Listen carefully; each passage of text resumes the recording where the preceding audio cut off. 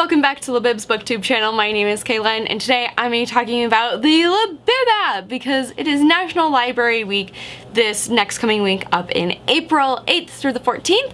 I thought I would talk about my favorite little library collection that I have and the apps that I use to maintain my collection and keep track of what I've purchased, what I haven't, and that sort of shindig. So today I'm going to be talking about the Libib Standard account.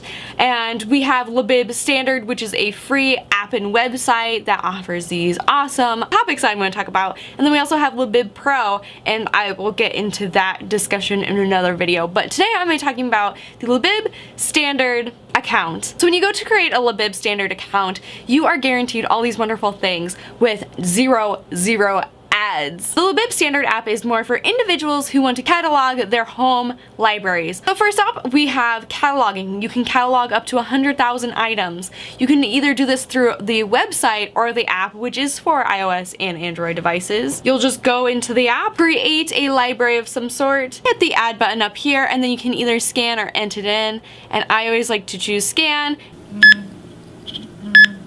When you scan it, it'll beep, and then ta-da! Your item is cataloged into that library where you have options to edit. So you'll have like details, reviews, options, and your review will show up on there. My favorite part is the options because you can go in. You can set your status as not begun, in progress, abandoned, and completed, and the dates that you read and finished the book. And then if you want to read it again, you can just click it and then you can add another date when you've read it. I also really love and enjoy Libib because you can rate in half stars.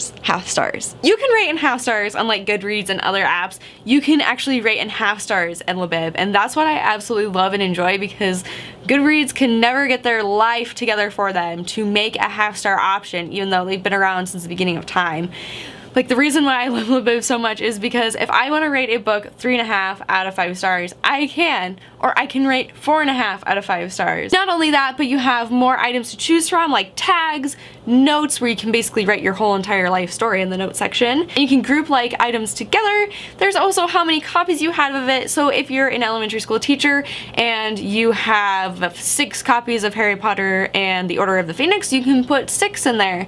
And then if you only have 2 of Chamber of Secrets, you can put 2 in there. So that way, if you are out book shopping, you can pull up the app and be like, oh hey, I have 2 of these, I need to get more, so that way I can have a completed full series. Under copies, you have reviews where you can write your own written review. And then you can also, under that, you have moving an item to a different library. So if I have an item that I read for the month and I want to switch it over to my yearly reads, I can just move it over like that. And then there's an edit button where you can edit the title, author, and description, and you can delete the item. And then you can swipe this way to return back to your library of this is my 2018 reads. So this is my like little catalog of that. You also can connect and share with others. There is a feed option on the app where you can basically like retweet and reply. It's kind of like Twitter, and then you can publish your list online. So if I wanted to publish my top reads of 2018, I can do that.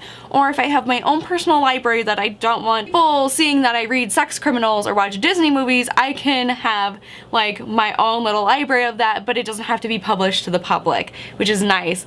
But I always publish everything to the public because I'm just like, look at all these cool books that I either liked or I didn't, or this is my collection. But anyways, that's basically it with the Libib free standard account app and website that I talked about today. Anyways, if you guys have Libib, let me know in the comment section down below what your favorite feature is. And if not, if you haven't downloaded Libib, you definitely should, especially if you're like a teacher or like a booktuber or anything sort of like that. It's always nice to like keep a list of books that you have on hand, so that way you know what you have, because this past weekend I went out trying to book shop and I'm like, do I actually have this book at home? And I was like, yes, I just read that. Or, oh, I didn't have that before and now I can own it and just get it scanned into the app and everything.